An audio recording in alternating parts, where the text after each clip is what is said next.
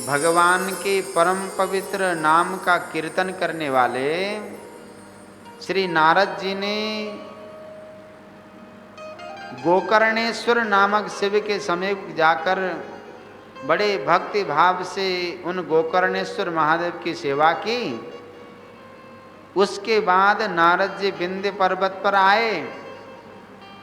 उस पवित्र श्रेष्ठ पर्वत ने बड़े आदर के साथ नारद जी की पूजा की।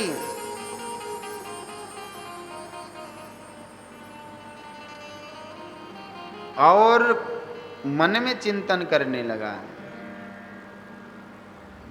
मयि सर्वं विद्यते च न न्यूनम ही कदाचन। पूजा तो नारद जी की कर रहा है और सब प्रकार से पूर्ण समझकर अहंकार से ग्रस्त होकर नारद जी के सामने खड़ा हो गया महाराज। और उसके इस प्रकार के अभिमान को देखकर संपूर्ण अभिमानियों के अभिमान को चूर्ण करने वाले नारद जी ने अपनी श्वासों को रोक कर स्थिर रह गए। तब विंध्य पर्वत ने कहा, किम न्यूनम च त्वया दृष्टम मयि निश्वास कारणम।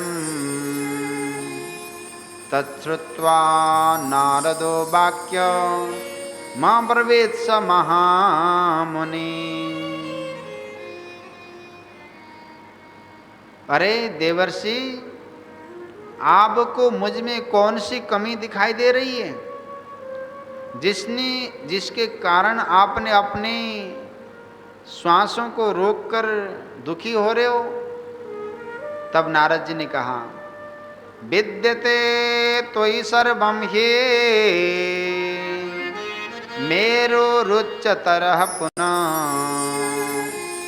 देवेषोऽपि विभागस्य न तवास्ति कदाचन। अरे विंध्याचल, तुम्हारे पास सब गुण हैं, परंतु मुझे ऐसा लगता है कि तुमसे बड़ा तो सुमेरु पर्वत है। सुमेरु पर्वत के चारों तरफ देवगण निवास करते हैं, और हे विंध्याचल, तुम्हारे पास कोई देवता निवास नहीं करते।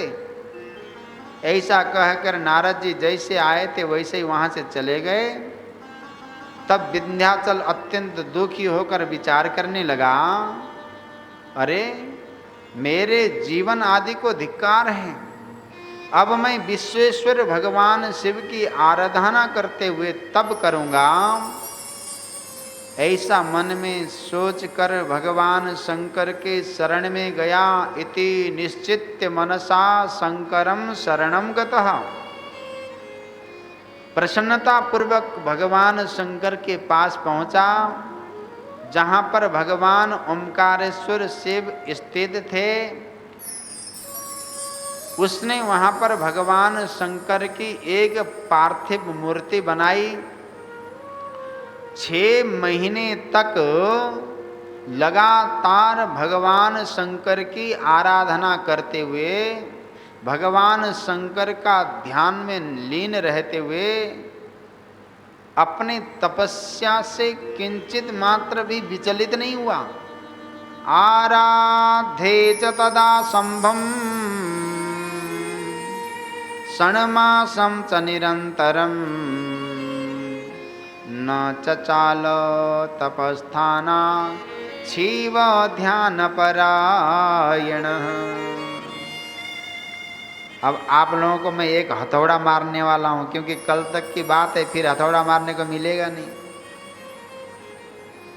भगवान की जो पूजन है, भगवान का जो उपासना है, भगवान की जो आराधना है, विंध्याचल ने 6 महीने तक अपने चित्त से भगवान को धारण करके, अपने कर्म से भगवान में लीन होकर 6 महीने तक बिल्कुल टस से मस न होकर, विचलित होकर भगवान की आराधना की। विंध्याचल आपको, हमको एक शिक्षा दे रहे हैं महाराज।